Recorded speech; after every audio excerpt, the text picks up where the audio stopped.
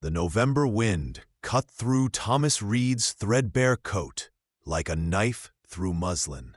At 22, he was too proud to admit he was lost, too stubborn to acknowledge that the Dakota Territory winter would kill him if he didn't find shelter soon.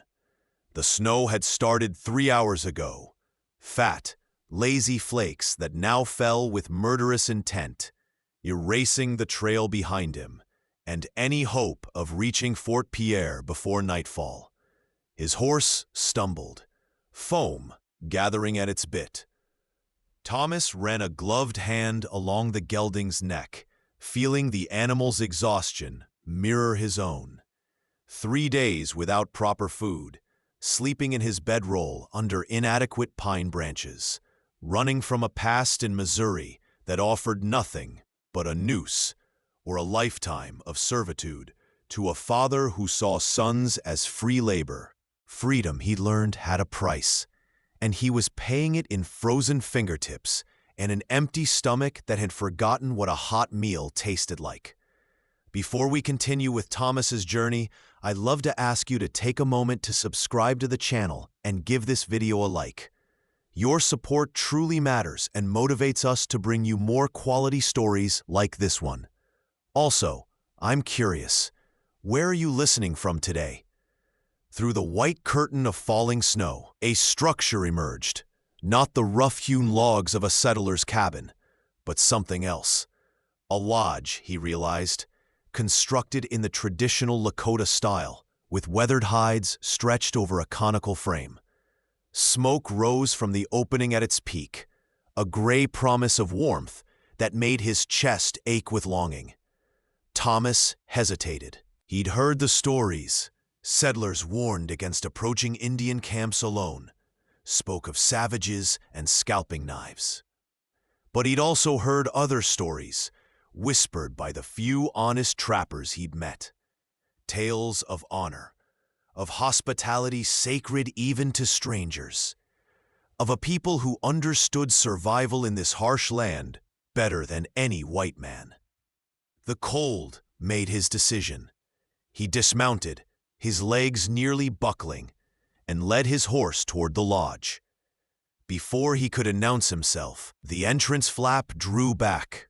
She stood backlit by firelight, and Thomas forgot how to breathe.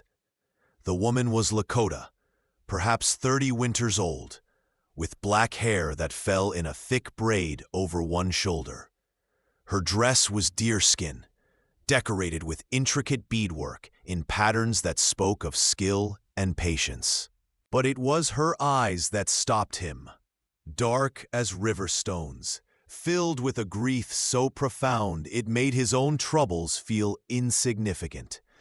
She studied him for a long moment, taking in his youth, his desperation, the way he swayed on his feet. When she spoke, her English carried the musical cadence of her native tongue beneath it. "The storm will kill you before morning."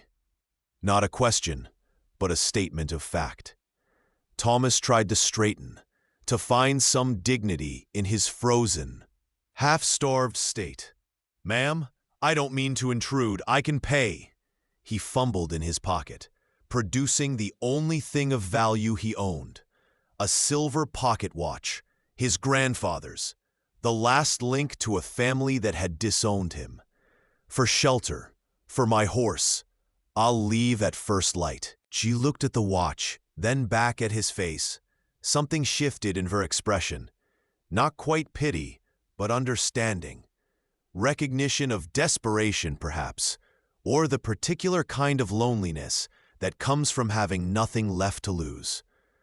"I am Waniatu Wing," she said, "Winter Woman. The whites called my husband John Blackfeather." Her voice caught slightly on the word husband. "He died 3 moons ago, cholera.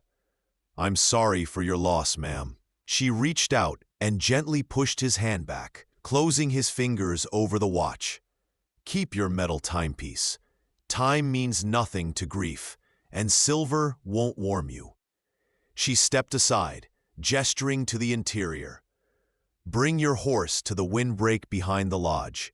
There is dried grass. Then come inside before you freeze where you stand."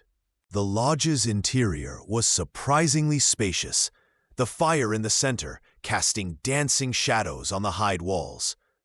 Thomas had never seen anything like it. The careful arrangement of sleeping robes, the parfleches decorated with geometric designs, the way the smoke rose cleanly through the opening above. It was warmer than any settler's cabin he'd sheltered in, the structure designed by generations who'd mastered winter survival. Juanietu ladled something from a pot suspended over the fire, a rich stew that made his mouth water instantly. She handed him a wooden bowl without ceremony. "Eat slowly. Your stomach has forgotten how." Thomas wanted to devour it, but her tone carried authority that made him obey. The first taste nearly brought tears to his eyes. Buffalo meat, wild onions, turnips, seasoned with herbs he couldn't name. Real food. Life itself in a bowl. She watched him eat with an expression he couldn't decipher, then busied herself checking the lodge's ties, ensuring no wind could penetrate their shelter. Outside, the storm intensified, wind howling like wolves around their warm sanctuary. "You run from something," she said finally, not looking at him. "I see it in how you watch the entrance, how your hand stays near your knife." Thomas set down the bowl, surprised by her directness. "I ran from a man who thought owning land meant owning his sons, from a future that looked like a cage. And you found a different cage." She gestured to the storm outside. "The territory is not kind to those who run without knowing where they're going." "No, ma'am, it isn't." He met her eyes across the fire. "But it's my cage to choose." Something almost like approval flickered in her gaze. She settled onto a pile of buffalo robes, tucking her legs beneath her. "You may call me Juanietu. Ma'am is a word for your world, not mine." "Thomas," he offered. "Thomas Reed." "You are very young, Thomas Reed." He bristled slightly. "Old enough to make my own choices. Young enough to believe freedom has no cost." But her tone wasn't mocking. There was sadness in it, the weight of knowledge he didn't yet possess. "Sleep near the fire. The storm will rage all night, perhaps longer. In the morning, if you can leave, you should go to Fort Pierre. Winter here will kill the unprepared." But Thomas didn't sleep.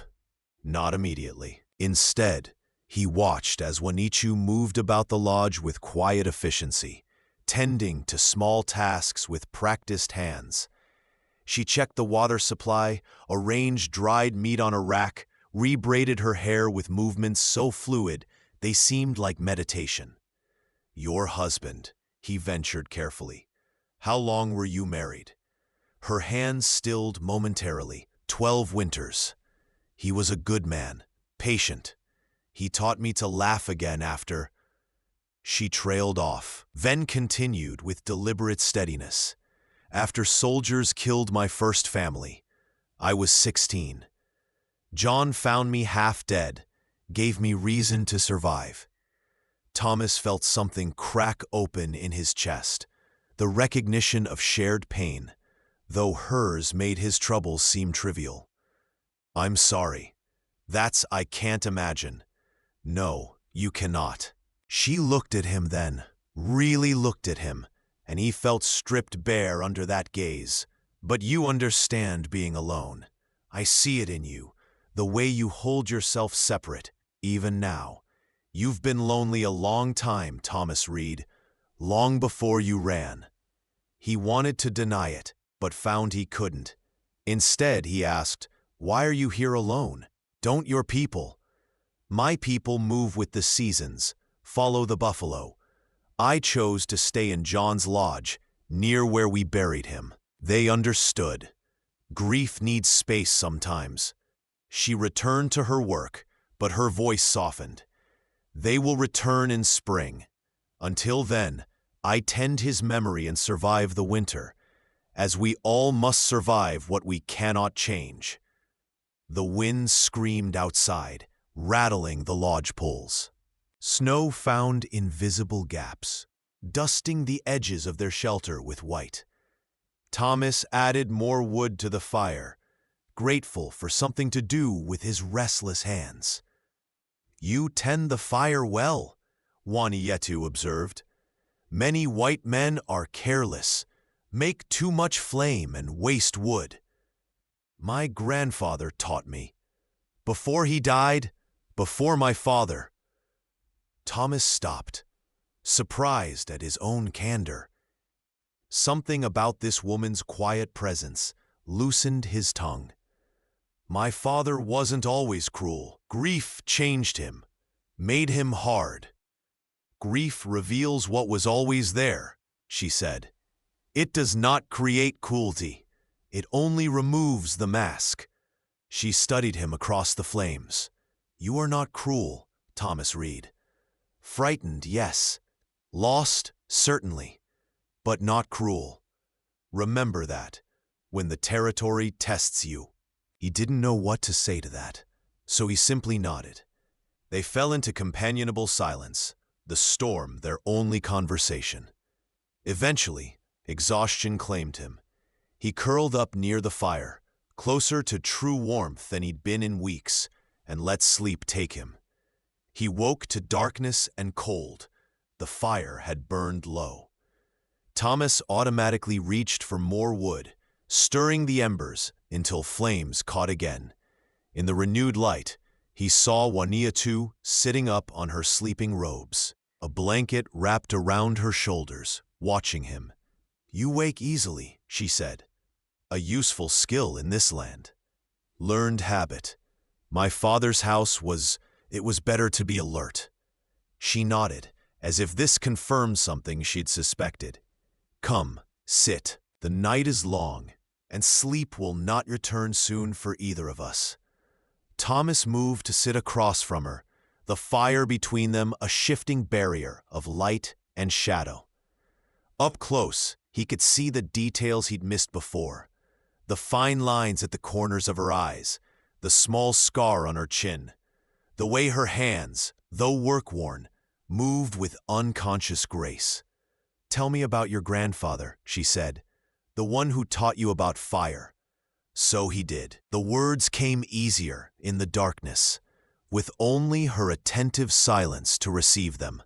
He spoke of a man who'd smelled like pipe tobacco and leather, who taught him to read by firelight, who died when Thomas was 12, and left him alone with a father who saw education as weakness and dreams as disobedience.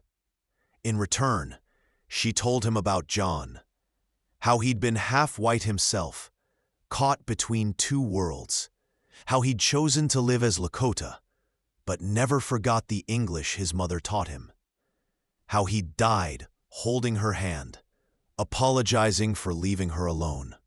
As if cholera were a choice he'd made. "He made me promise," Wanietu said, her voice barely above a whisper, "to keep living, to not follow him into death. Some nights that promise feels like chains." Thomas understood that too, the weight of obligations to the dead, the burden of continuing when stopping would be easier. "But you keep the promise." "I keep the promise." She looked at him then, and something passed between them. Not attraction, not yet, but recognition. Two survivors, keeping promises to ghosts, alone in a storm. You will keep yours too, I think. Whatever vow brought you this far, you will see it through. "I promised myself I'd be free," Thomas admitted, "that I'd find a life worth living, even if it killed me trying. Then we are the same, you and I, both determined to survive, even when survival seems harder than surrender." The fire crackled. Outside, the wind's fury seemed to lessen slightly, or perhaps they'd simply grown accustomed to its roar. Thomas felt something shift, the cold distance of strangers, warming into something more complicated. Waniatu, he said carefully, testing the unfamiliar syllables of her name. Why did you let me in? Truly, you don't know me. I could be dangerous. She smiled then, the first real smile he'd seen from her. Sad but genuine. You could be, but you're not. I've seen dangerous men, Thomas Reed. They don't hesitate at the entrance. They don't offer payment. They don't look at the world like it might break them. She tilted her head, considering.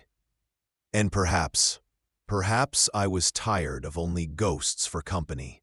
Perhaps your loneliness called to mine.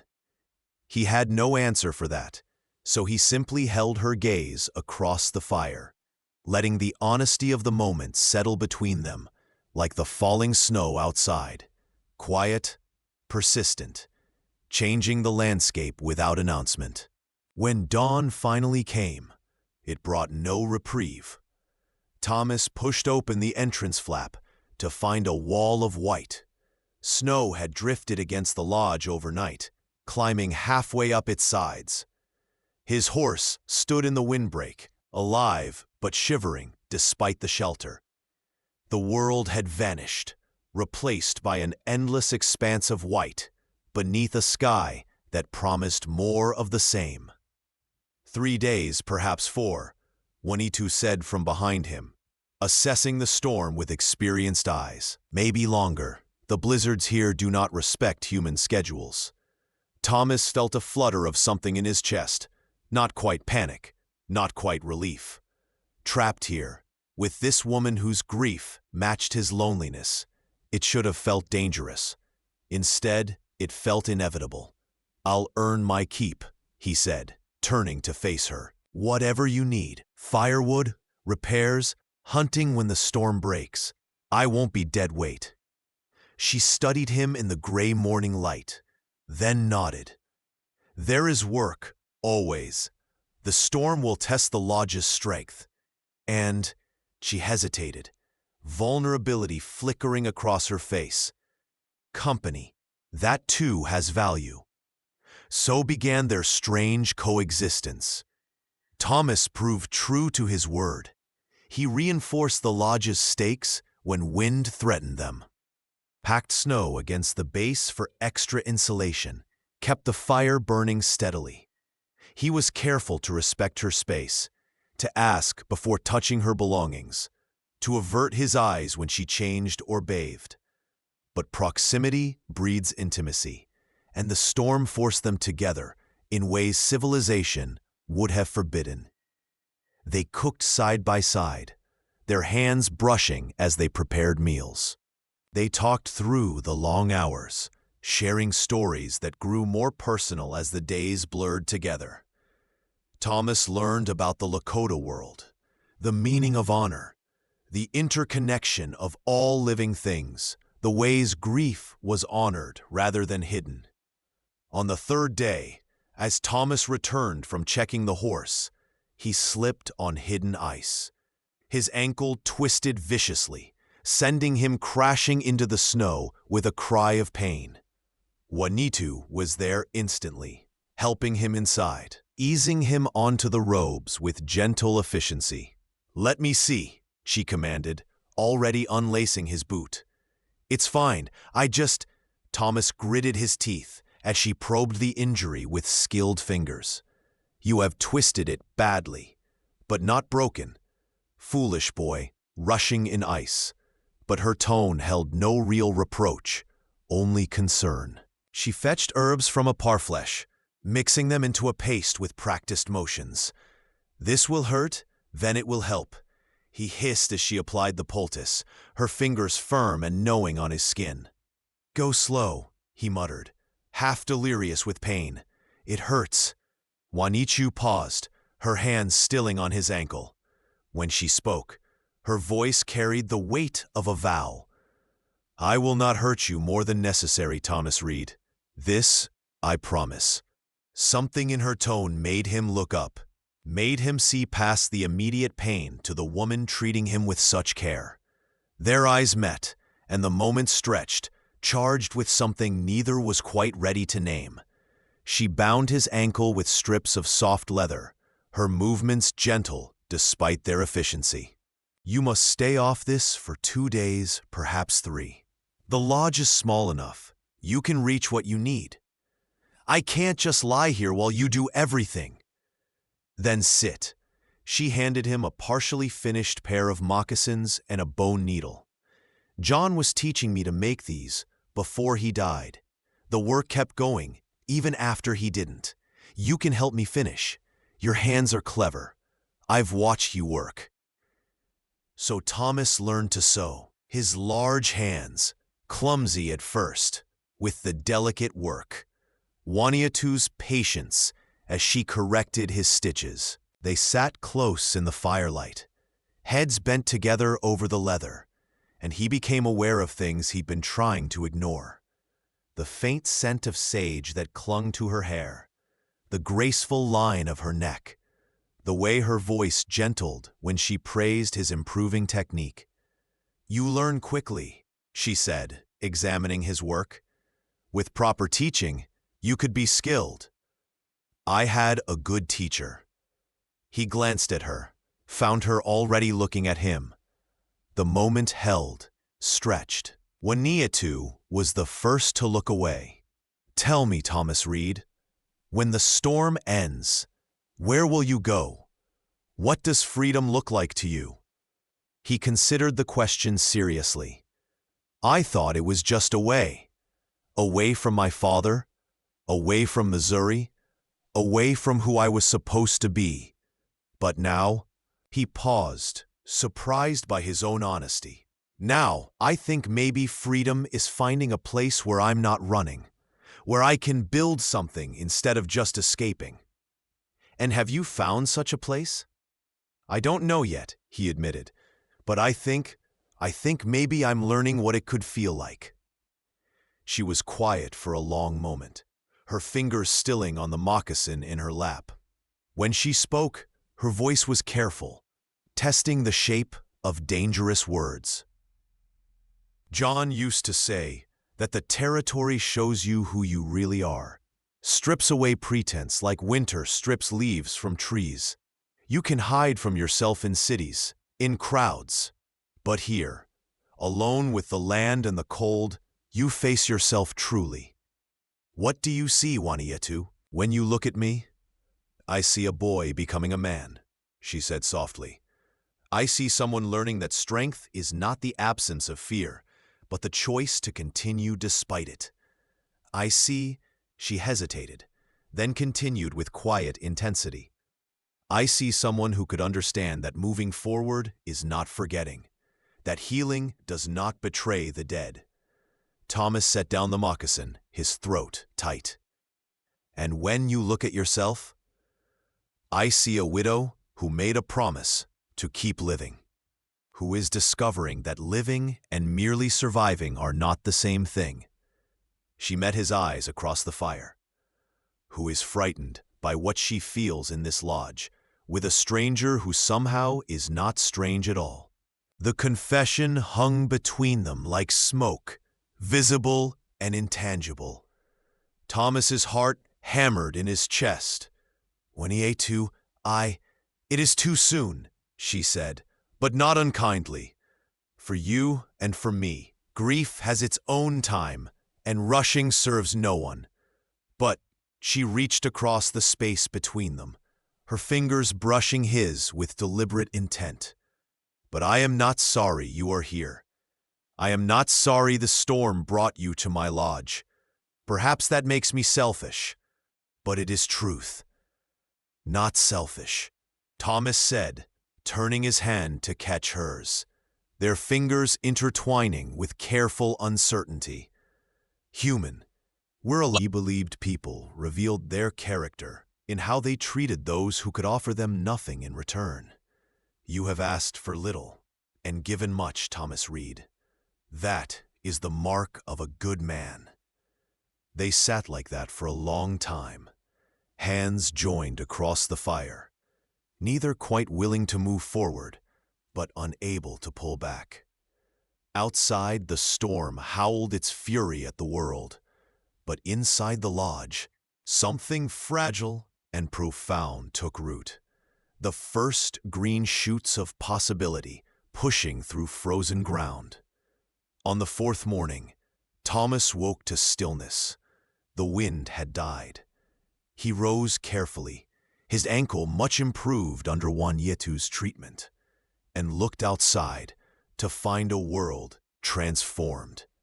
The sun blazed in a crystalline sky, turning the snow into a landscape of diamonds. Beautiful and deadly, a man could go snowblind in an hour out there.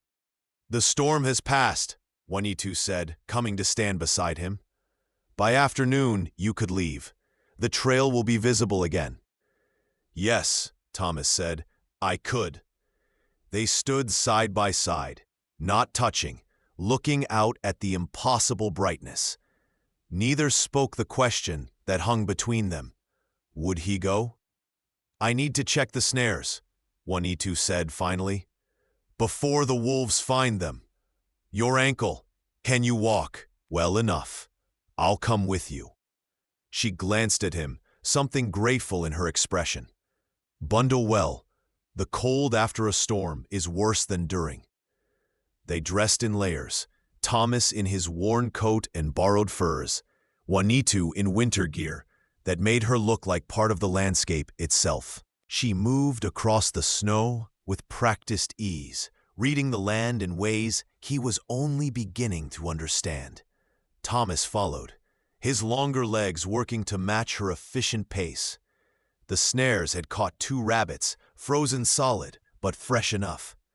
Juanitu reset the traps with quick, skilled motions, then straightened, surveying the endless white expanse. "Beautiful, isn't it?" she said quietly. "This land, cruel and beautiful together. It takes much, but it gives much also. To those who learn its language. Like you," Thomas said, "you understand it. I have learned to listen, to respect its power." She looked at him then, her dark eyes serious. "This is not a gentle place, Thomas Reed. It does not forgive mistakes. If you stay," she caught herself, "if anyone stays here, they must commit fully. Half measures kill." "If I stay," he repeated, testing the words. "Is that something you want, Juanitu? Or am I reading signs that aren't there?" She was quiet for so long he thought she wouldn't answer. Then, "I want many things I have no right to want. I want my husband back. Impossible. I want the world to be other than it is. Foolish. I want—" She turned to face him fully. "I want to not be alone anymore. But that wanting feels like betrayal. John has been gone only 3 moons. 3 moons. And already She stopped, her breath catching.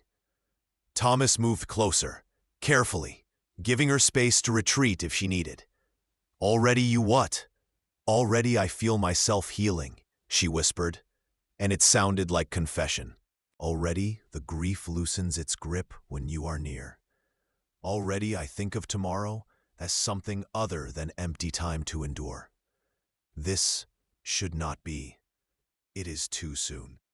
"Who decides what's too soon?" Thomas asked gently. "The dead or the living? And if your husband was the man you describe, would he want you frozen in grief forever?" "He made me promise to live," she admitted. "But living feels like leaving him behind." "Maybe," Thomas said carefully. "Living is how you honor him, by doing what he asked, by being brave enough to keep going." He paused, then added, "My grandfather used to say that the best way to honor someone is to become the person they believed you could be, not to stay trapped in the moment they left you." Juanitu looked at him with something like wonder. "You are very wise for someone so young." "Not wise, just also trying to figure out how to keep going. How to be who I promised myself I'd become." She reached out, her gloved hand touching his face with tentative gentleness. "And who is that, Thomas Reed? Who do you want to become?" "Someone worth knowing," he said simply. "Someone who builds instead of runs. Someone who—" He covered her hand with his own. "Someone brave enough to stay." "Staying requires more than bravery," she warned. "It requires skill, knowledge, preparation. Winter here lasts months, without proper supplies, without understanding the land." "Then teach me," Thomas interrupted. "I learn quickly. You said so yourself. I can work. I can hunt. I can—" "You can stay," Juanitu finished softly. "If you wish. If you truly understand what you're choosing." "I understand I'm choosing to stop running, to try building something real instead of just surviving." He paused, then asked the question that mattered most. "What are you choosing, Juanitu?"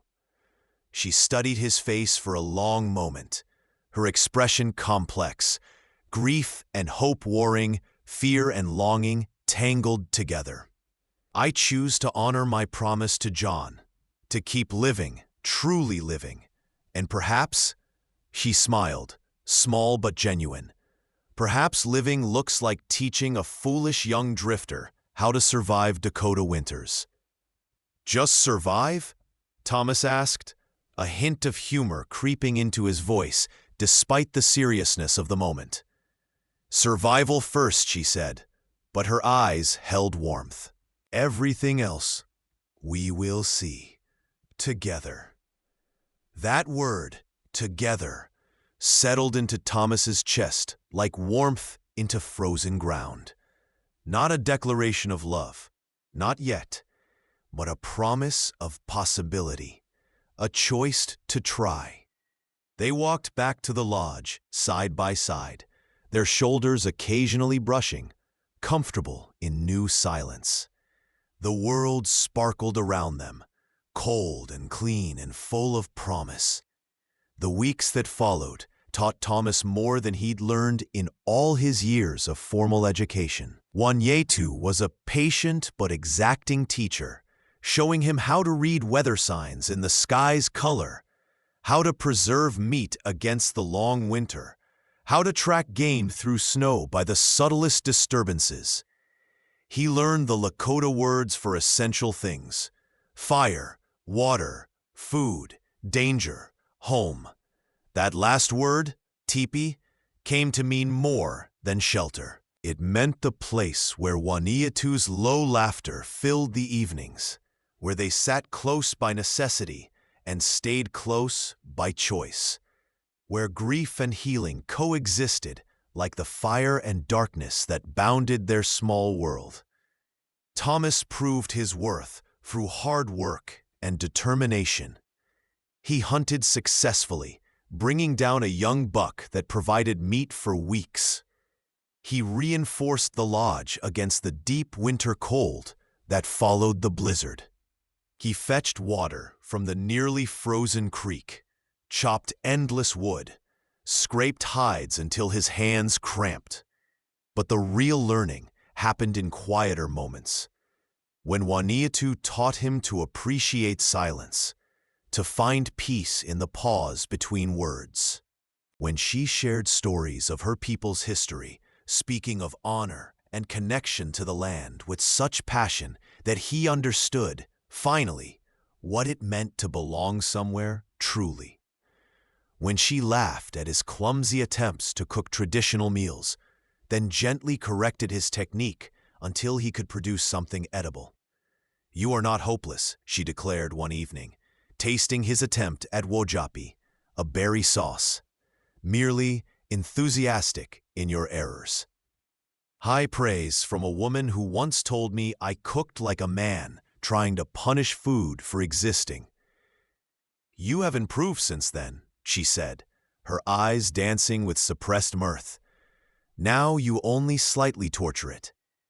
These moments of lightness came more frequently as December deepened.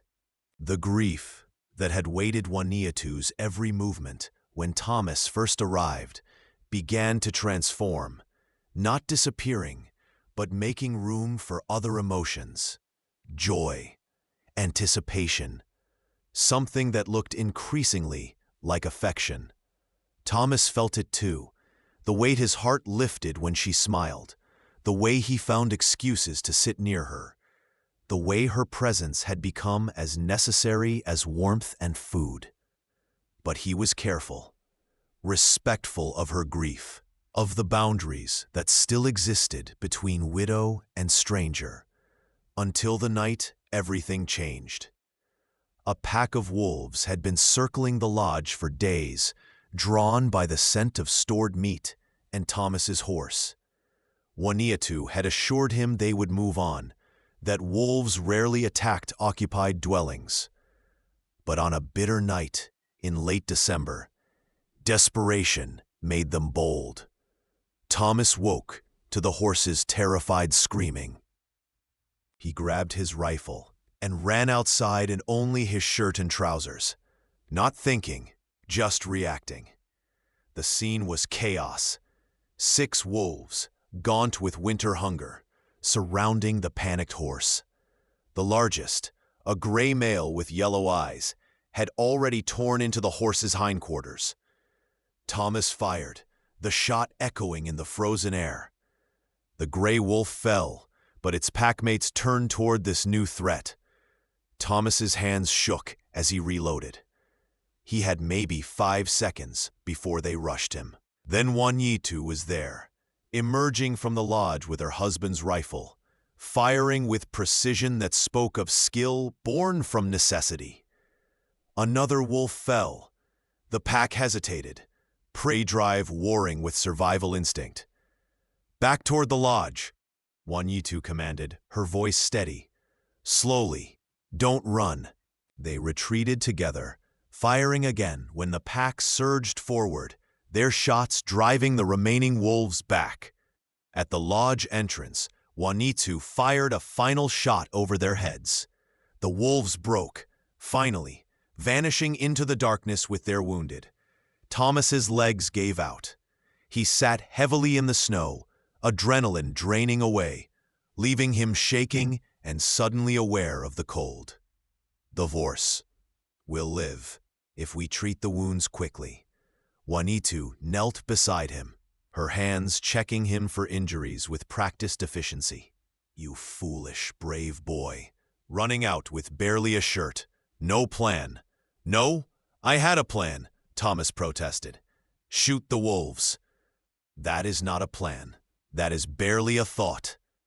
But her hands were gentle as she helped him stand, guided him back inside. "You could have died. So could you. You came out after me." "Yes," she said simply, "I did."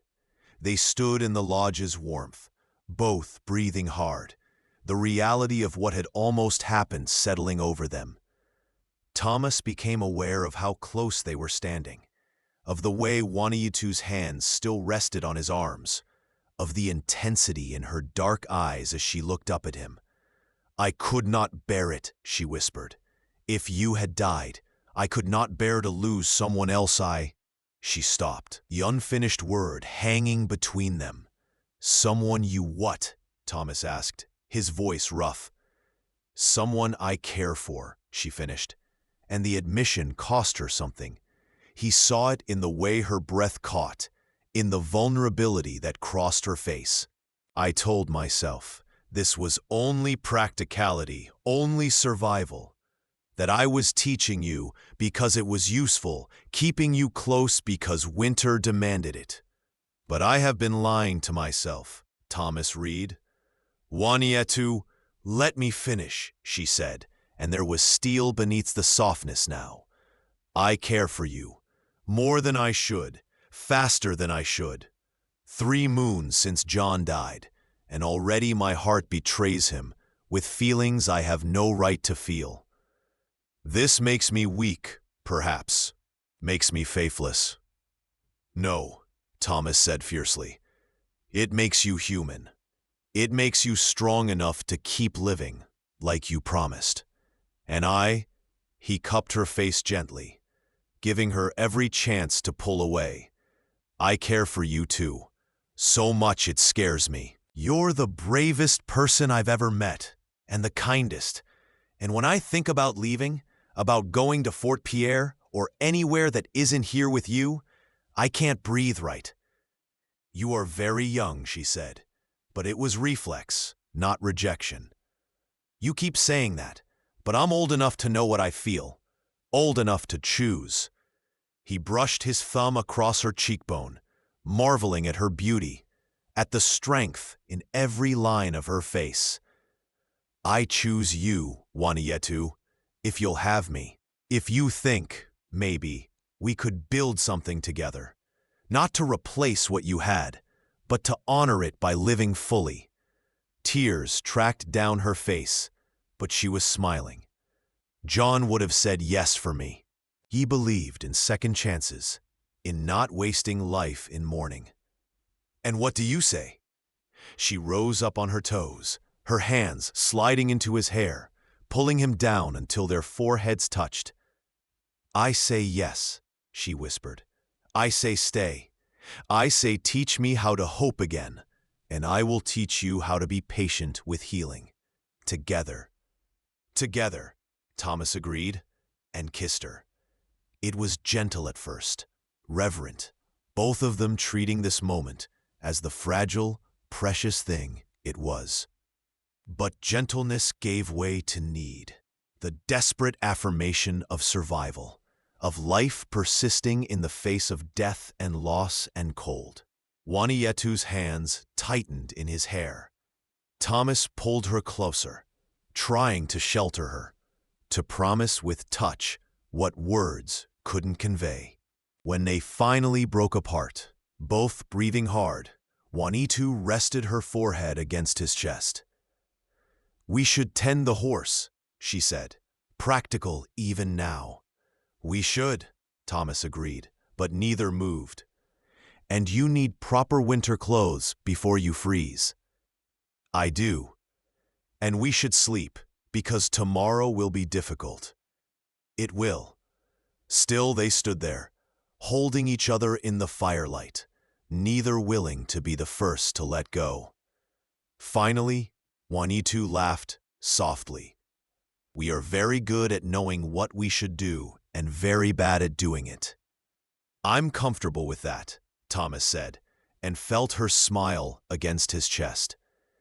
They did, eventually, tend the horse, Thomas holding the animal steady while Wanietu cleaned and dressed the wounds with the same gentle competence she'd shown his twisted ankle. The gelding would heal, she declared, though it would bear scars. Scars mean survival, she said, running her hand along the horse's neck. They are nothing to be ashamed of. Back inside the lodge, Thomas pulled Wanietu into his arms again, unable to resist now that permission had been granted. She came willingly, settling against him with a sigh that sounded like relief. Tell me about tomorrow, he said, and the day after. Tell me what building a life here looks like. So she did, her voice soft in the darkness. She spoke of spring, when the land would transform and her people would return. She spoke of meeting them, of the questions they would ask about the young white man in her lodge. She spoke of work, gardens to plant, meat to hunt and preserve, the endless cycle of preparation that made survival possible. They will judge me, Wanietu said carefully. Some will say it is too soon, that I dishonor John's memory. Some will say you cannot be trusted, that white men bring only trouble. Some will simply say I am foolish. And the others? The others will see what I see, that love is not finite, that grief and joy can coexist, that the heart is large enough for both remembering and hoping. She tilted her head to look up at him. My aunt will like you, I think. She values strength of character over everything else, and the children will love learning from someone new. I'm no teacher. You teach me every day, Wanietu said. Teach me that young does not mean foolish, That different does not mean wrong. You teach me about hope, Thomas Reed. That is the most important lesson. They talked through the night, making plans, sharing fears and dreams, occasionally stopping to kiss with the giddy relief of people who had found something they'd stopped believing existed. When dawn came, they greeted it together, standing in the lodge's entrance, watching the sun turn the snow to gold. By dawn, he wasn't a boy anymore, Juanitu murmured almost to herself. Thomas looked at her questioningly. She smiled, touching his face with gentle fingers. You came here running from boyhood, from your father's version of who you should be. But sometime in the night, maybe when you ran toward wolves without hesitation, maybe when you chose to stay, maybe when you kissed me, you crossed a line. You became the man you promised yourself you'd be. Thomas caught her hand, pressed a kiss to her palm. We both crossed a line. You stopped being just a widow surviving winter. You became a woman choosing her future. Together, she said again, that word that had become their promise, their hope, their foundation. Together. Thomas agreed. The winter still had months to run. There would be hard days ahead, more storms, more cold, the inevitable questions when spring brought Juanitu's people back. Thomas would have to prove himself repeatedly, would have to learn a new culture's ways, would have to become someone worthy of the faith Juanitu placed in him. But standing there in the doorway with the woman who had saved him in more ways than one, Thomas felt ready. Not because winter had softened, it hadn't. Not because the challenges ahead would be easy, they wouldn't be. But because he was no longer alone, no longer running, he was building, he was staying, he was becoming. And by dawn on that December morning, after the wolves, after the kiss, after the promises spoken in firelight, Thomas Reed wasn't a boy anymore. He was a man who had found his home. Spring came slowly to the Lakota territory, winter loosening its grip with reluctant grace. The first sign was the wind's changing voice, less howl, more whisper. Then the snow began to retreat, revealing brown earth, hungry for sun. Ice on the creek cracked and shifted, and one morning Thomas woke to the sound of running water. Juanitu stood at the entrance, her face lifted to a sky that had started, finally, to promise warmth. They will come soon, she said. My people. Within the week, I think. Thomas felt his stomach tighten with nervousness, but he came to stand beside her, taking her hand. I'm ready. She glanced at him, affection and amusement mingling in her expression. You are terrified. I'm ready to be terrified, he amended, making her laugh. They had prepared for this moment. Thomas had learned enough Lakota to make basic conversation, had practiced the proper ways to show respect, had listened to every story Juanitu told about her family and friends. He'd worked through the winter to prove himself, not just to survive, but to thrive, to become someone who could stand beside her with pride rather than shame. The horse had healed, though it bore scars from the wolf attack. Thomas bore his own scars now. Hands calloused from endless work, a thin white line on his forearm from a knife that had slipped while skinning a deer. The internal transformation that showed in how he carried himself. More confident, more settled, more certain. Whatever happens, he said to Juanitu, whatever they say or think, I'm not leaving. You know that, right? I know, she said softly. You have proven this in every way that matters. But Thomas, you must understand. Some will never accept you fully. You will always be Wasichu, white, other. You must be strong enough to bear that. to not let it make you bitter. I spent my whole life being other in my own family, Thomas said. At least here, I'm other in a place I chose, with a woman I love. It was the first time he'd said the word aloud. Juanitu's breath caught, her eyes searching his face. You love me? I love you, he confirmed. Have since December, probably. Maybe since that first night when you wouldn't take my grandfather's watch.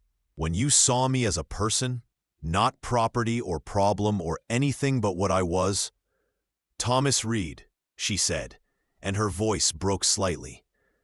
I love you also. I fought this feeling, thought it was too soon, too wrong. But John taught me that love is gift, not betrayal. That the heart knows its own time. She raised his hand to her lips, kissed his knuckles. You are gift. This winter was gift. And whatever comes now, I will face it knowing I chose well. They married before her people arrived. A simple ceremony that Juanitu conducted herself, speaking the words in both Lakota and English, binding them together under the eyes of earth and sky. There was no preacher, no legal document, nothing that would satisfy white law, but standing there in the spring morning, exchanging promises that came from the heart rather than prescribed ritual, Thomas felt more married than any church could have made him. Before the sun and the wind, Juanitu said, tying a red cord around their joined hands. Before the grass and the water, before the ancestors and those yet to come, I claim you as my husband, my partner, my chosen one. Before all things seen and unseen, Thomas echoed, his voice steady despite the emotion closing his throat.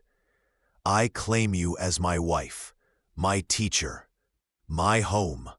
I promise to honor your grief while building our joy, to respect your people while finding my place among them, to be worthy of the trust you place in me. They kissed as husband and wife, the wind carrying their laughter across the awakening land. It felt right. It felt holy. It felt like beginning. When the Lakota camp arrived 3 days later, it came with music, drums, and singing that announced their presence long before they appeared on the horizon. Thomas stood beside Juanitu, his heart hammering, watching the line of horses and travois materialize in the distance. Juanitu squeezed his hand. Remember, be honest, be respectful, be yourself. The people value authenticity over performance. The first to arrive was an older woman, her hair streaked with gray, her face carved with lines that spoke of laughter and sorrow equally shared. She dismounted with an agility that belied her years, studying Thomas with shrewd, evaluating eyes. An Titing, Juanitu said, stepping forward. This is Thomas Reed, my husband. The woman's eyebrows rose. She circled Thomas slowly, taking in every detail, his winter-worn clothes, his confident stance, the way his hand remained gentle on Juanitu's despite obvious nervousness. Finally, she spoke in rapid Lakota. Juanitu responded in the same language, her tone firm but respectful. The exchange lasted several minutes, Thomas catching only fragments. Wolf, winter, choice, John's blessing. Finally, Aunt Chante Ting switched to English, her accent thick but understandable. You saved my niece from wolves? We saved each other, Thomas said carefully. The wolves came for my horse. I acted without thinking. Juanitu came out after me, and her shooting drove them off. I'd likely be dead without her. Smart answer, shows respect. The old woman's eyes glinted with approval. You know our tongue? Some, Thomas admitted. Juanitu's been teaching me. I'm not fluent, but I can make myself understood for basic things. I hope to learn more. And you know white man's law will not recognize this marriage? That you have no legal claim to her or her property? I don't want legal claim, Thomas said firmly. I want partnership. I want to build a life with her, raise children if we're blessed with them, grow old honoring both her grief for John and our hope for tomorrow. I'm not here to take or own. I'm here to belong. Chong Tae-ting studied him for a long moment, then broke into a grin that transformed her face. Good. You talk like a man, not a boy. Maybe you will survive. She turned to Wanietu, speaking in Lakota again. This time Wanietu's response made the older woman laugh. She embraced her niece fiercely, then, to Thomas's surprise, pulled him into the hug as well. "Welcome, nephew," she said in English. "You have much to learn. Lucky for you, I am excellent teacher." The rest of the day passed in a blur of introductions. Some were warm, children who saw only a new person to shower with questions, young warriors who respected his obvious skill with rifle and knife, women who noted the way he deferred to Wanietu, but didn't diminish himself in the process. Others were cool, elders who remembered too many broken treaties, too many white men who came with promises and left destruction, men who saw him as competition or threat. Thomas felt their judgment, but didn't shrink from it. He met eyes, spoke truth, and let his actions through the winter speak louder than any words. In the evening, as the camp settled into the rhythm of communal life, an older man approached, one Thomas recognized from Wanietu's descriptions as John Blackfeather's father. His weathered face was unreadable as he studied the young white man who had taken his son's place. "I am Tashunke Wangjiyua," the man said. "John was my only son." Thomas straightened, meeting the old man's eyes. "Sir, I can't replace him. I won't pretend I can. John was her first husband, her first love, the man who saved her and showed her how to heal. I know this. I honor this. And yet you marry her 3 moons after his death. I married her because she chose me, and because staying in grief forever wouldn't honor John's memory. Sir, your son made her promise to keep living. Wanietu told me this. She's keeping that promise. I'm trying to be worthy of being part of how she keeps it." Tashunke Wangji was silent for a long time. Then, "My son had a good heart, too good sometimes. He would have liked you, I think. Would have respected your honesty." The old man's eyes gleamed with unshed tears. "But it is hard, boy. Hard to see another in his place." "I'm not in his place," Thomas said gently. "I'm in my own place, beside a woman strong enough to honor the past while building the future. There's room for both, for remembering John and for moving forward. At least, that's what Wanietu teaches me." The old man nodded slowly. "You speak well. We will see if your actions match your words." He paused, then added, "She was daughter to me after we lost my son. Hurt her, and you will learn that an old man can still fight." "If I hurt her," Thomas said seriously, "I'll hold the knife for you myself." That earned him something that might have been the ghost of a smile. Tashunke Wangji Yuha placed a weathered hand on Thomas's shoulder briefly, then walked away. It wasn't acceptance, not fully, but it was a beginning. That night, lying in the lodge with Wanietu curled against his side, Thomas released a breath he hadn't known he was holding. "That went better than I feared." Wanietu laughed softly. "Chang Tae-ting likes you. That is the important thing. She carries weight with the council. And John's father, he will mourn his son for years yet." "But he did not challenge you," That is respect in its way. I want to deserve it, Thomas said. Their respect, your trust, all of it. You already do, Juanitu assured him. You proved yourself through a winter that would have killed weaker men. You learned our ways with humility. You honored John's memory while claiming your own space. She propped herself up on one elbow, looking down at him in the dim firelight. You became the man you promised yourself you would be. How could I not love you? How could they not see your worth? Thomas pulled her down for a kiss, this woman who had saved him in every way that mattered. We're really doing this, he said against her lips. Building a life here. Together. Together, she agreed. That word that had become their anchor, their promise, their truth. The years that followed were not easy. Nothing in the territory was easy. Thomas learned to hunt buffalo in the traditional way, to move with the seasons as the camp followed game and weather. He learned the stories, the ceremonies, the complex web of relationships that governed Lakota life. He made mistakes, weathered criticism, proved himself again and again through action rather than words. Children came. First a daughter with Juanitu's dark eyes and Thomas's stubborn chin. Then a son who seemed to inherit the best of both parents. Thomas taught them English and reading. Juanitu taught them Lakota ways and stories. They would be bridge people. Thomas and Juanitu agreed, comfortable in both worlds, even as the world itself changed around them. Because it did change. The territory filled with settlers.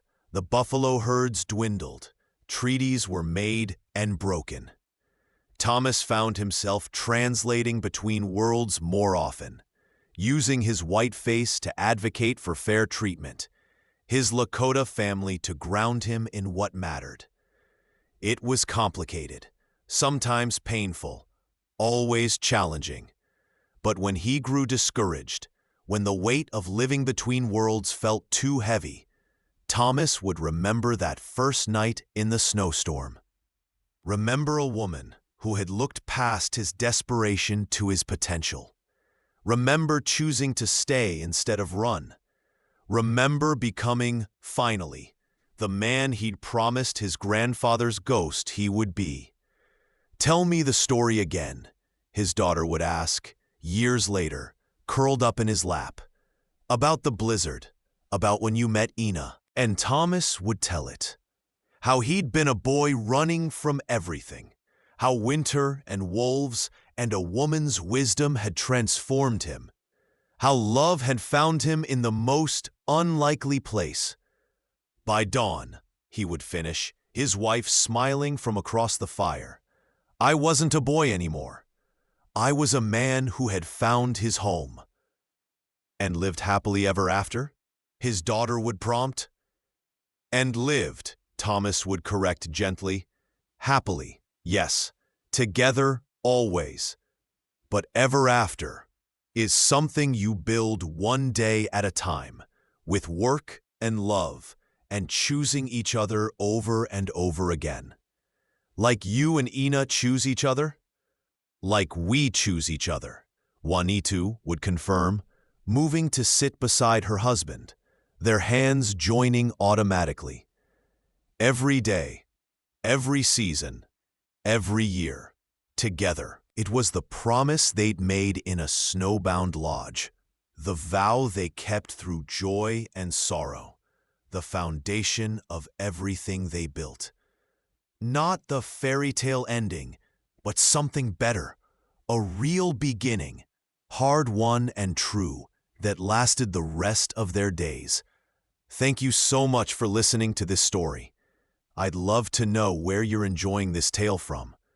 Are you listening at home, during your commute, or perhaps while working? Please subscribe to the From Wild West channel and share your thoughts in the comments below. What did you think of Thomas and Juanitu's journey? Your feedback means the world to us.